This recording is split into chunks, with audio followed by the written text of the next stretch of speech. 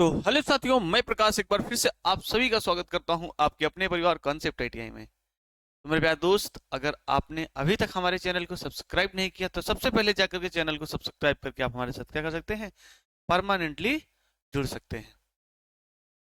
तो ठीक है, देखिए आप एएलपी सीबीटी 1 का एग्जाम देंगे, उसके बाद आपका एएलपी सीबीटी 1 क्लियर होगा तो आप एएलपी सीबीटी 2 का एग्जाम देंगे ना। तो मेरे प्यारे भाई, फिर आपको उसमें क्या 75 नंबर ट्रेड की तैयारी करनी होगी। तो वही 75 नंबर ट्रेड की जो तैयारी है वो हम अपने इसी चैनल पर क्या करा रहे हैं, उसका प्रिपरेशन करा रहे हैं प्रीवियस ईयर क्वेश्चन के साथ, प्लस प्रीवियस ईयर क्वेश्चन और ओके एक मिनट, प्रीवियस ईयर क्वेश्चन के साथ साथ आपको क्या होगा, थ्योरी भी कवर कराई जा रही है। ठीक है, जिसमें आपको फिटर हो गया, टर्नर हो गया, मशीनिस्ट हो गया, जो जो भी ट्रेड हैं भाई सब, जितने भी प्रीवियस ईयर क्वेश्चन हमें मिल रहे हैं मेरे प्यारे दोस्त, हम वो क्वेश्चन आपके सामने लेके आ रहे हैं। तो ठीक है, चलिए क्लास को स्टार्ट करते हैं। सबसे पहला क्वेश्चन क्या है मेरे प्यारे भाई, बताइए सबसे पहला क्वेश्चन क्या है कि यदि दक्षता पूर्ण प्रक्रिया द्वारा किसी उत्पाद को पर्यावरणीय रूप से निरोधक बनाया जाए तो निम्न में से कौन सा सही होगा। देखिए आरआरबी एएलपी चेन्नई 27/10/2002 हम पीछे से कवर कर रहे हैं। ठीक है, जितने भी प्रीवियस ईयर क्वेश्चन मिल रहे हैं, चाहे वो 25 24 चाहे 12 2012 का हो, 13 का हो, तो मेरे प्यारे दोस्त सब कुछ पीछे का कवर, जितने भी क्वेश्चन हमें आज तक मिलेंगे भाई, हम आपके सामने चाहे 100-200 क्लास हो जाएगी, लेकिन ऐसे क्या करेंगे, कंटिन्यू क्लास लेते रहेंगे। तो चलिए मेरे प्यारे दोस्त बताइए आप लोग कैसे हैं, वॉइस वीडियो क्लियर आती है कि नहीं। तो ठीक है, तो बताइए कि इसका जो सही जवाब होगा वो क्या होगा। क्वेश्चन कहने का मतलब यह है कि दक्षता पूर्ण प्रक्रिया द्वारा किसी उत्पाद को पर्यावरणीय रूप से निरोधक बनाया जाए। ठीक है, तो निम्न में से कौन सा सही है। तो जो आपका ऑप्शन है वह तब तक लाभदायक है, क्या है, वह तब तक लाभदायक है, लाभदायक नहीं है जब तक पुनर्चक्री पदार्थ की कीमत कम ना हो। कहने का मतलब जो वेस्ट मटेरियल होते हैं उसका जब तक पुनर्चक्री मटेरियल का क्या हो, पदार्थ कम की कीमत कम नहीं होगी। दूसरा क्वेश्चन है कि वह हल्के निर्माण कहा जाएगा। ठीक है, यह अभी भी फायदेमंद हो सकता है, यह प्रोडक्ट फोकस प्रोसेस की अपेक्षा रिपीटेड प्रोसेस में आसान है। तो मेरे प्यारे भाई, तो इसका जो सही जवाब होगा वो क्या होगा, तो ये होगा सही जवाब ऑप्शन नंबर सी, कि यह अभी भी क्या हो सकता है, फायदेमंद हो सकता है। जो पुनर्चक्र, जैसे आपने देखा होगा वेस्टेज होते हैं ना, जो वेस्ट पदार्थ होते हैं वो क्या होते हैं, जाके कहाँ, बायो सीएनजी वाले उसमें कंपनी में जाकर, रिफाइनरी सेंटर में जाकर वहां क्या हो जाते हैं, दोबारा पुनर्चक्री हो जाते हैं। तो मेरे प्यारे भाई इसलिए इसका क्या जवाब हो गया, ऑप्शन नंबर सी राइट जवाब होगा। नेक्स्ट क्वेश्चन है कि वर्ग बी में कौन सी वर्ग बी में डॉट डॉट डॉट लगी आग होती है, गैस, विद्युत, तरल पदार्थ, लकड़ी व कागज। बताइए इसका ये ऐसे सवाल हमने क्या किया, पहले क्लास में किया था। बताइए बताइए।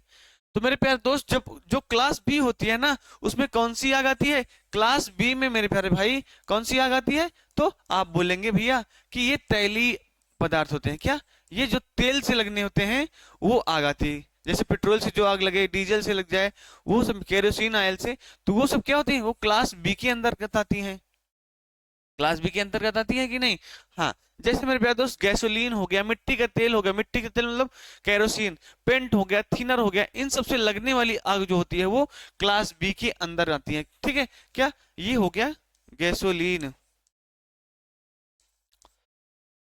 गैसोलीन, मिट्टी का तेल,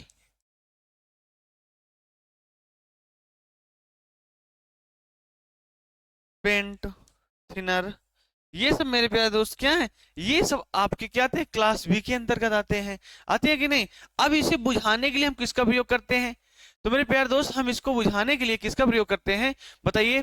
तो आप क्या बताएंगे कि भैया जो हम इसको बुझाने के लिए होम फायर या CO2 कार्बन डाइऑक्साइड का उपयोग करते हैं। किसका करते हैं, बुझाने के लिए मेरे प्यारे दोस्त किसका उपयोग करते हैं, बुझाने के लिए आप क्या बोलेंगे कि होम फायर, फोम या CO2 का उपयोग करते हैं। ठीक है, इसे बुझाने के लिए फोम या CO2 का उपयोग करते हैं, इसलिए ऑप्शन नंबर क्या होगा, सी इसका करेक्ट जवाब हो जाएगा। क्लास बी में तैलीय पदार्थ वाले क्या होते हैं, तरल पदार्थ वाले मेरे प्यारे दोस्त उस अंतर्गत आते हैं।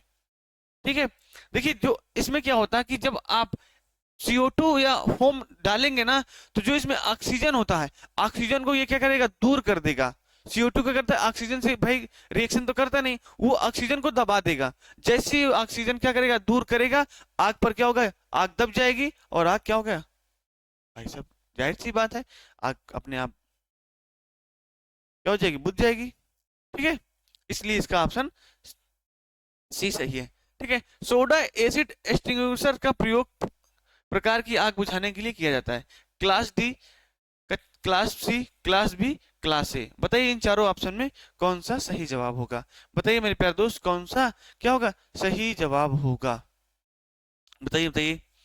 तो आप क्या बताएंगे कि जो सोडा एसिड एक्सटिंग्विशर होता है उसको कहाँ प्रयोग करते हैं। तो मेरे प्यारे दोस्त जो उसका प्रयोग है वो आप लोग कहाँ करते हैं, क्लास ए में। किसमें, क्लास ए में उपयोग करते हैं। ठीक है, क्लास ए में। अब बताइए क्लास ए में कौन कौन सी आग आती है, बताइए क्लास ए में कौन कौन सा मटेरियल आता है, किसकी वजह से आग लगती है। बताइए मेरे प्यारे भाई, कौन सा इसका मटेरियल होता है। तो जो जैसे हो गया मेरे प्यारे दोस्त, लकड़ी हो गया, जो ठोस पदार्थ होते हैं, ठीक है, वो क्लास ए के अंतर्गत आते हैं। लकड़ी, कागज, आप यह कह सकते हैं मेरे प्यारे दोस्त कि ठोस पदार्थ। जो ठोस पदार्थ से आग लगती है उसे आपको बोलेंगे, उसे आप मेरे प्यारे दोस्त क्या कहेंगे कि भैया वो क्लास ए के अंतर्गत आती है। अब इसे बुझाने के लिए किसका उपयोग करते हैं, बताइए इसे बुझाने के लिए मेरे प्यारे दोस्त किसका प्रयोग करते हैं, बताइए बताइए। इसका जवाब कमेंट बॉक्स में आप लोग जरूर दीजिएगा। हाँ, एक होता है कार्बोनियस आग, क्या होती है, कार्बोनियस फायर।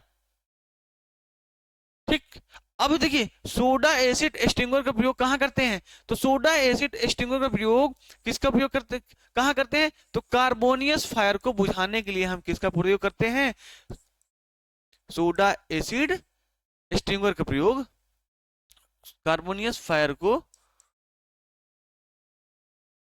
बुझाने के लिए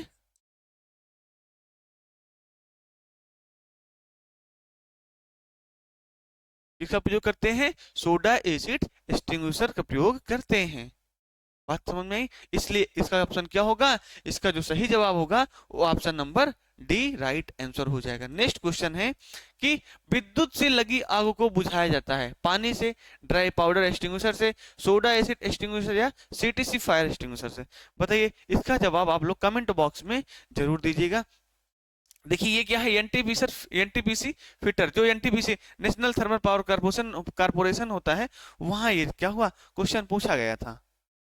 तो मेरे प्यारे दोस्त इसका जो सही जवाब होगा, विद्युत से लगी आग को कैसे बुझाया जाता है, तो CTC कार्बन टेट्रा क्लोराइड। ये हम पहले क्वेश्चन में इसके बारे में बहुत अच्छे से डिटेल से पढ़ चुके हैं। अगर जिन लोगों ने अभी तक पहली क्लास नहीं देखा है तो सबसे पहले जाकर के पहली क्लास देख करके तब आप सेकंड क्लास में आइए।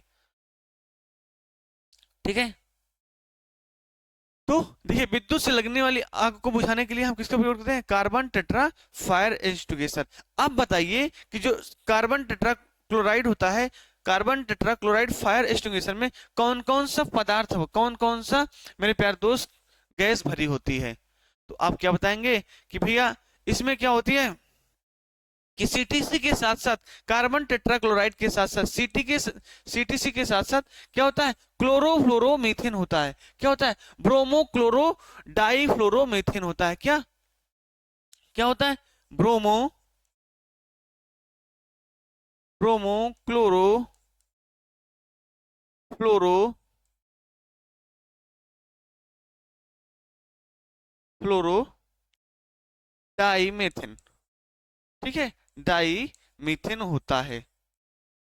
ठीक, क्या होता है, carbon tetrachloride plus bromo chloro fluoro di methane होता है।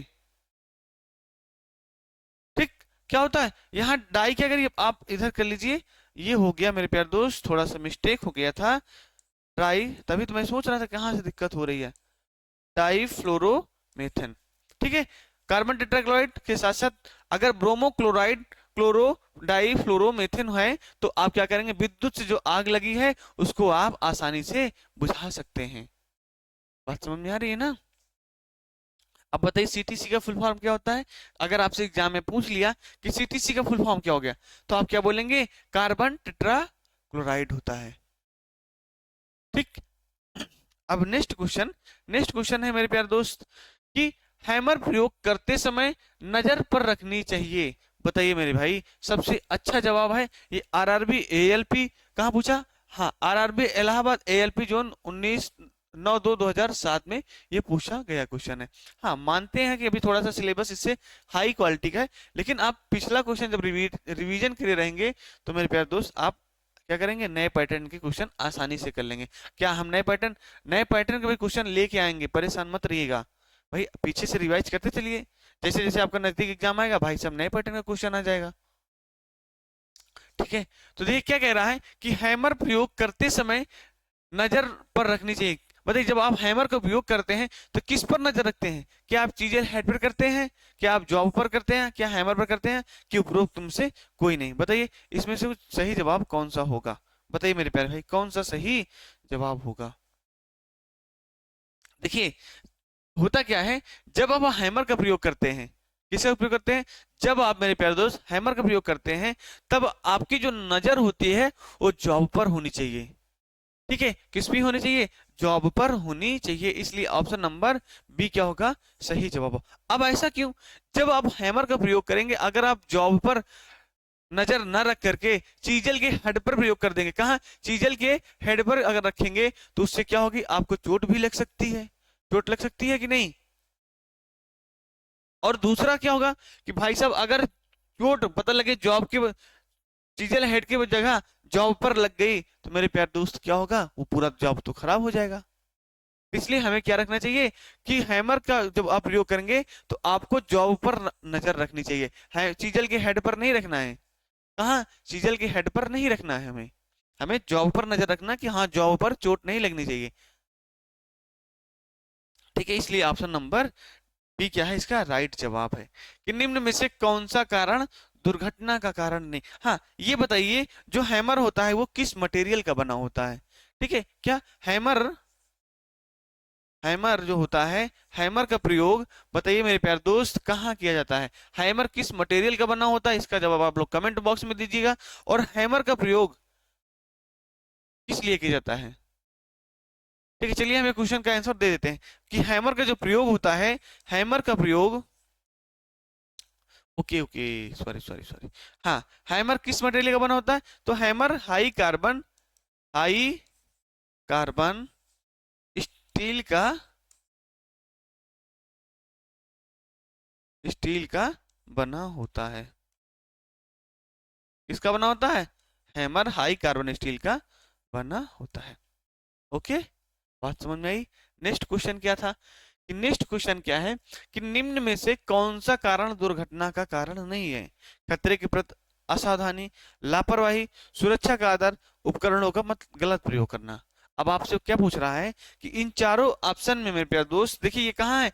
आरआरबी एएलपी चंडीगढ़ 25/5/2003 में पूछा गया है। ठीक है, अब बताइए कि इसका इन चारों ऑप्शन में आपका जो सही जवाब होगा वो क्या होगा? तो मेरे प्यार दोस्त जब आप किसी वर्कशॉप में क्या करते हैं, जब आप किसी वर्कशॉप में जाते हैं तो वहां अगर आपको दुर्घटना का कारण भाई साहब पता होना चाहिए कि अगर आप खतरे के प्रति असावधानी करेंगे तो आपसे क्या होगा? आपको दुर्घटना हो जाएगी। ठीक है, लापरवाही करेंगे तब भी दुर्घटना हो जाएगी, अगर उपकरणों का गलत प्रयोग करेंगे तब भी क्या होगा? दुर्घटना हो जाएगी। तो इसमें पूछ क्या रहा है क्वेश्चन में? पढ़िए, दुर्घटना का कारण नहीं है। जब मेरे प्यारे दोस्त आप सुरक्षा का वहां जितने भी नियम कानून इंस्ट्रक्शन लिखे रहेंगे, अगर उसको आप अच्छे से पीपी का उपयोग करेंगे, पर्सनल प्रोटेक्टिव इक्विपमेंट का प्रयोग करेंगे, तो मेरे प्यारे दोस्त क्या आपको चोट लगेगी? नहीं लगेगी ना। तो इसलिए क्या है, अगर आप वहां सुरक्षा का आदर करेंगे तो क्या आपका दुर्घटना होगा? नहीं, आपका दुर्घटना नहीं होगा। इसलिए इसका जवाब क्या है? सुरक्षा का आदर करना, कि दुर्घटना का कारण नहीं है। अगर आप सुरक्षा का आदर करेंगे मेरे प्यारे दोस्त, मेरे भाई, तो क्या होगा? आप दुर्घटना ग्रसित नहीं होंगे। ठीक है, इसलिए ऑप्शन नंबर सी क्या होगा? इसका सही जवाब है। अब नेक्स्ट क्वेश्चन है कि विद्युत आग बुझाने के लिए क्या क्वेश्चन क्या कह रहा है कि विद्युत आग बुझाने के लिए कौन सा अग्निशामक प्रयोग करेंगे। देखिए कहाँ पूछा गया, आरआरबी मुंबई एएलपी 5/6/2005 में ये क्वेश्चन पूछा गया है कि सोडा एसिड में, फोम साइड में, सीटीसी में, या इनमें से कोई नहीं। बताइए कि विद्युत आग को बुझाने के लिए, अभी हमने इसका जवाब बताया था कि विद्युत आग को बुझाने के लिए किसका उपयोग करेंगे। बताइए मेरे प्यारे दोस्त, किसका उपयोग करते हैं आप लोग, बताइए बताइए। तो देखिए जब कोई विद्युत से आग लगती है, ठीक है, तो हम किसका प्रयोग करते हैं, सीटीसी। ठीक है भाई साहब, जनरली किसका, सीटीसी का उपयोग करते हैं, कार्बन टेट्रा क्लोराइड का। किसका, कार्बन टेट्रा क्लोराइड का उपयोग करते हैं। किसका, कार्बन टेट्रा क्लोराइड का उपयोग करते हैं। Option number C is right answer. Okay, बात समझ में आती है कि नहीं। हाँ, ये किस क्लास की जो विद्युत आग होती है, ये किस क्लास के अंतर्गत आता है, बताइए। विद्युत आग जो होती है मेरे प्यारे दोस्त, ये किसके अंतर्गत आता है, तो क्या बोलेंगे आप, क्लास सी, क्लास डी के अंतर्गत आता है। ठीक है, क्लास डी के अंतर्गत ये आग आती है। कौन से, विद्युत से जो लगती है आग, वो क्लास डी के अंतर्गत आती है। ठीक है, यहां तक अच्छे से समझ में आ रहा है ना। अब हम बात करते हैं आगे, नेक्स्ट क्वेश्चन है कि शुष्क रसायन वाले अग्निशामक कहाँ प्रयोग होते हैं, विद्युत आग में, तेली आग में, लकड़ी की आग में, इनमें से कोई नहीं। बताइए कि शुष्क रसायन जो होते हैं, शुष्क रसायन वाले अग्निशामक का प्रयोग कहाँ होता है। अब आप इसका जवाब क्या करेंगे, कहाँ देंगे, तो आप बोलेंगे भैया कि जो शुष्क रसायन वाले अग्निशामक होते हैं, वो जो विद्युत से आग लगती है ना, वहां पर इसका प्रयोग करते हैं। ठीक है, विद्युत से आग लगने वाले में हम शुष्क रसायन अग्निशामक का प्रयोग करते हैं। अब इसमें कौन कौन सी गैस आती है, तो भैया आप बोलेंगे कि इसमें CO2 के साथ साथ CO2 कार्बन डाइऑक्साइड या नाइट्रोजन गैस के साथ सोडियम बाइकार्बोनेट पाउडर को आग पर फेंका जाता है। किसका फेंका जाता है, कि मेरे प्यारे भाई आप क्या बोलेंगे कि भैया CO2 के साथ, किसके, CO2 के साथ, CO2 के साथ कौन सा, सोडियम बाई कार्बोनेट। किसका, सोडियम बाई कार्बोनेट का पाउडर क्या किया जाता है, विद्युत वाले आग पर फेंका जाता है। ठीक है, सोडियम बाई कार्बोनेट वाली का सोडियम बाई कार्बोनेट के मिश्रण को क्या किया जाता है, विद्युत वाली आग पर फेंका जाता है। ऐसा क्यों, जब आप मेरे प्यारे दोस्त इन दोनों को मिश्रण फेंकेंगे तो क्या होगी, वो आग बुझ जाएगी। जनरली सी बात है। नेक्स्ट क्वेश्चन है मेरे प्यारे दोस्त, अगला क्वेश्चन क्या कह रहा है कि खतरनाक विद्युत प्रवाह के द्वारा, क्या, खतरनाक विद्युत प्रवाह के द्वारा होने वाली दुर्घटनाओं और बिजली के झटकों से होने वाली हानियों को रोकने के लिए विद्युत धारा के इस प्रवाह को वैकल्पिक मार्ग प्रदान करने के लिए मुख्यतः किसकी आवश्यकता होती है। क्वेश्चन की बात समझ रहे हैं, क्वेश्चन की लैंग्वेज समझ में आ रहा है कि क्या कह रहा है कि खतरनाक विद्युत प्रवाह, कहीं खतरनाक हाई वोल्टेज करंट क्या हो रही, प्रवाह कर रही हैं। ठीक है, उससे होने वाली जो दुर्घटना रहेगी और बिजली के झटकों से होने वाली हानियों को रोकने के लिए विद्युत धारा के इस प्रवाह को वैकल्पिक मार्ग प्रदान करने के लिए मुख्यतः किसकी आवश्यकता होती है, क्या प्रतिरोधक की होती है, क्या अर्थिंग की होती है, एमीटर की होती है, डायोड की होती है। तो आप क्या बोलेंगे, बताइए किसका किसका उपयोग करते हैं। अब सबसे पहले बताइए कि प्रतिरोधक होता क्या है। देखिए प्रतिरोधक का काम क्या होता है, ये विद्युत प्रवाह को, ठीक है, ये क्या करता है, जो विद्युत धारा के प्रवाह होते हैं को नियंत्रित या सीमित करता है। भाई साहब देखा होगा आपने कि एक छोटा सा, क्या करते हैं, आपने कभी देखा होगा भाई साहब गांव में, डायोड जिसको बोलते हैं, डायोड ऑप्शन है, हाँ, ये भी एक, ये भी क्या करता है, ये भी क्या करता है, विद्युत धारा के प्रवाह को सीमित या नियंत्रित, इसका भी काम यही होता है कि कहीं फॉल्ट होती है, क्या सबसे पहले ये फ्यूज उड़ जाए, डायोड उड़ जाए। ठीक है तो प्रतिरोधक का कार्य क्या है, तो मेरे प्यारे दोस्त जो प्रतिरोधक का कार्य होता है वो विद्युत धारा के प्रवाह को, विद्युत धारा विद्युत धारा के प्रवाह को नियंत्रित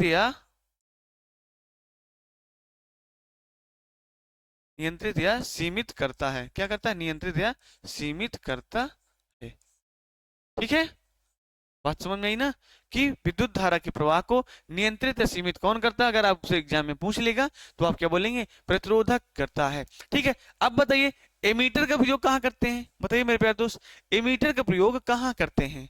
तो आप लोग क्या बताएंगे कि भैया विद्युत धारा को मापने का क्या है, ये एक उपकरण है। ये क्या है? एमीटर क्या है?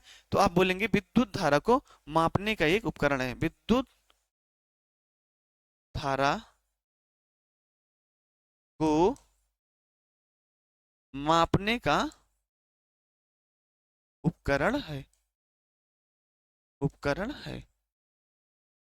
ठीक है, अब आता है नेक्स्ट, डायोड का काम क्या होता है?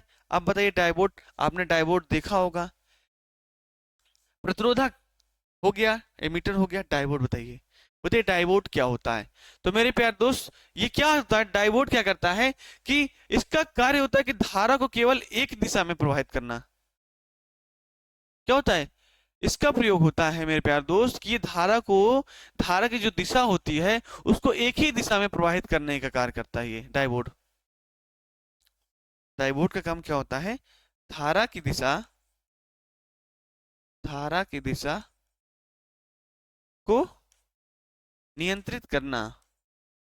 नियंत्रित करना क्या है? ये डायोड का काम होता है। अब जो इस क्वेश्चन का सही जवाब होगा वो होगा अर्थिंग होगा। अर्थिंग का कार्य क्या है? बताइए। अर्थिंग आपने गांव में कभी देखा होगा या सुनिश्चित होगा कि मेरे प्यार दोस्त कि कहीं फॉल्ट होता है। जैसे मेरे प्यार दोस्त, आपके यहाँ लाइट धीम तेज होती है तो घर वाले क्या करते हैं? बोलते हैं कि अर्थिंग दे दो। अर्थिंग से क्या होगा? लाइट की जो होगी वो तो लाइट तेज तो हो ही जाएगी, उसके साथ साथ लाइट में कंट्रोलिंग हो जाती है। कि कोई फॉल्ट की स्थिति होती है तो सबसे पहले अर्थिंग पर प्रभाव पड़ता है। किस पर पड़ता है? पहले अर्थिंग पर प्रभाव पड़ता है, उसके बाद घर में जितने भी उपकरण होते हैं उस पर प्रभाव डालता है। इसलिए मेरे प्यारे दोस्त क्या होना चाहिए कि अर्थिंग का काम क्या है कि ये फॉल्ट की स्थिति में करंट कम प्रतिरोध वाले रास्ते से सीधे जमीन में डाल देता है। ठीक है, अर्थिंग का काम क्या है कि अर्थिंग का काम क्या है मेरे भाई? ये फॉल्ट की, फॉल्ट की स्थिति को कम प्रतिरोध वाले रास्ते से, कम प्रतिरोध वाले रास्ते से, वाले रास्ते से जमीन में क्या करता है? भेज देता है, जमीन में डाल देता है या जमीन में भेज देता है। ओके, बात समझ में आई ना कि अर्थिंग का उपयोग, अर्थिंग का उपयोग या फॉल्ट की स्थिति में कहीं भी फॉल्ट होता है तो सबसे पहले क्या करता है अर्थिंग कि ये जहां कम प्रतिरोध हो, जहां कहने का मतलब ज्यादा फॉल्ट की स्थिति नहीं होती है, वहां ये क्या करता है? उसी रास्ते से इसको जमीन में भेज देता है और क्या होते हैं? सारे उपकरण हमारे घर के बच जाते हैं। ठीक है, इसलिए क्या ऑप्शन नंबर बी इसका राइट जवाब है। बात समझ में आ रही है ना? ठीक है।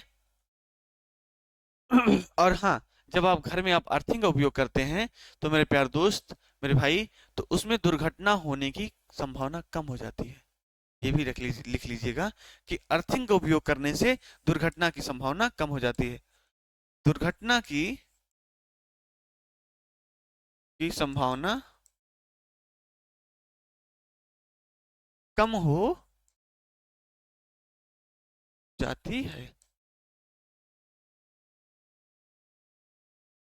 ठीक है, विद- दुर्घटना की संभावना में, दुर्घटना की संभावना क्या हो जाती है? कम हो जाती है। अब नेक्स्ट क्वेश्चन, आज के क्लास सेशन का लास्ट क्वेश्चन क्या है कि मेरे प्यारे दोस्त, वेग की एसआई इकाई क्या होती है?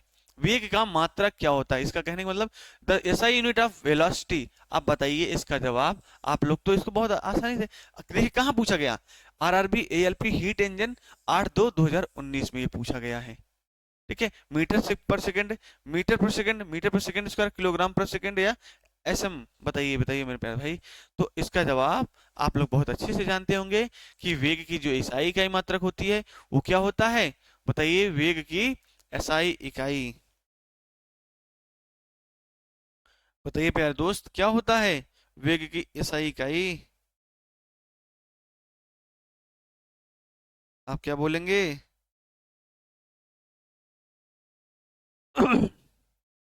Okay sorry. देखिए वेग की जो एसआई मात्रक होता है वो क्या होता है मेरे भाई? आप लोग बताइए ना, बस 1 मिनट टाइम दीजिए थोड़ा सा।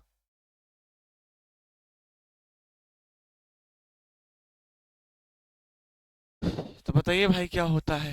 तो देखिए जो वेग की एसआई मात्रक होता है वो क्या होता है मेरे प्यारे दोस्त, तो मीटर पर सेकंड होता है क्या। अब बताइए मीटर प्रति सेकंड स्क्वायर किसका होता है। बताइए मीटर प्रति सेकंड स्क्वायर किसका होता है। तो आप क्या बोलेंगे भैया, त्वरण का मात्रक जो होता है वो मीटर पर सेकंड स्क्वायर होता है। ठीक है, तो इसका जवाब जो है वेग की इकाई मात्रक मीटर पर सेकंड हो गया। ठीक है, तो मेरे प्यारे दोस्त आज की क्लास हम यहीं तक रखते हैं। अगर हाँ क्लास अच्छी लगी हो तो भाई साहब आप लोग वीडियो के लास्ट में क्या करिएगा, 1 टाइप करिएगा। कितने, 1 टाइप करिएगा। ठीक है, अगर हम देखेंगे कि जितने लोग क्लास को कंप्लीट देखे होंगे वो 1 टाइप कर सकते हैं। ठीक है, आज की क्लास हम यहीं तक रखते हैं, मिलते हैं आप लोग से नेक्स्ट क्लास में। तब तक के लिए मेरे प्यारे दोस्त आप लोग से बहुत बहुत धन्यवाद।